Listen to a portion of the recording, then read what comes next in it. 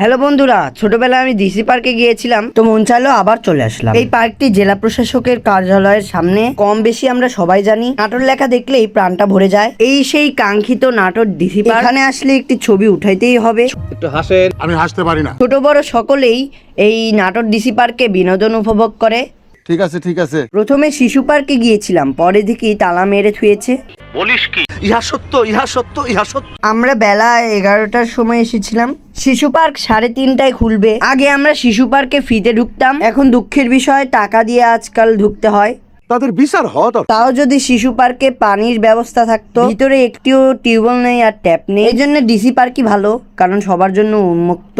খুশি হলাম তোমার কথা শুনে। তবে এখানে একটি পানি খাওয়ার মতো ট্যাপ রয়েছে। ডিসি মহোদয়কে অশেষ ধন্যবাদ সুন্দর ব্যবস্থা করার জন্য।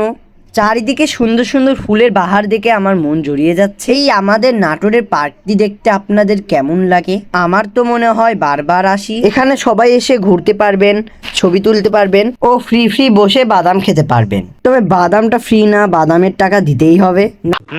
নাটোর ডিসি পার্কে আসলে এই লেখাটা আমি শুট করবই। রাতের বেলা দেখতে এটা অনেক সুন্দর লাগে, লাইট জ্বলে ও ঝর্ণার পানি পড়ে। শুধু ইংরেজি দিয়েই লেখা নয়, নাটোর ডিসি পার্কের লেখাটি বাংলা দিয়েও রয়েছে। এখন আমি যুদ্ধের টাওয়ারে উঠছি। এখানে আসলে এই টাওয়ারে একবার কেউ না কেউ উঠবেই। তো হঠাৎ করে আম মাখানো খেতে অনেক ইচ্ছে করলো আমার। আবার আম মাখানো খেতে অনেক ভালোই লাগে, তাই 30 টাকার বিনিময়ে আম মাখানো অর্ডার দিলাম। এই মুরব্বিটি যত্ন সহকারে আম মাখিয়ে দিচ্ছে। হঠাৎ করে মুরব্বিটি বই পড়তে শুরু করলো কেন বুঝলাম না।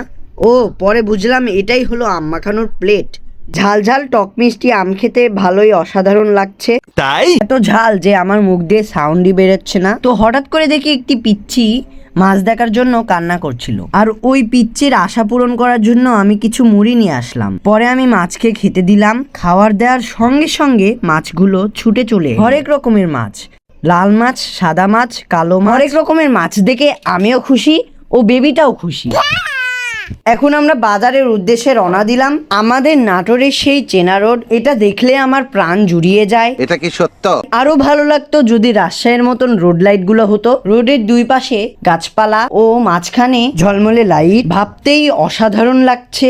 যাই হোক, নাটোরে যা আছে তাই সন্তুষ্ট, কারণ নাটোর আমার জন্মভূমি। দেখতে দেখতে কানাইখালি হয়ে বাজারে চলে আসলাম। আমি নিজেই হতভম্ব। বাজারে আসলাম আম, জাম, জামরুল, লিচু কেনার জন্য। এইবারের কুরবানি ঈদ আপনাদের কেমন কাটলো কমেন্টে জানাবেন। আল্লাহ হাফেজ।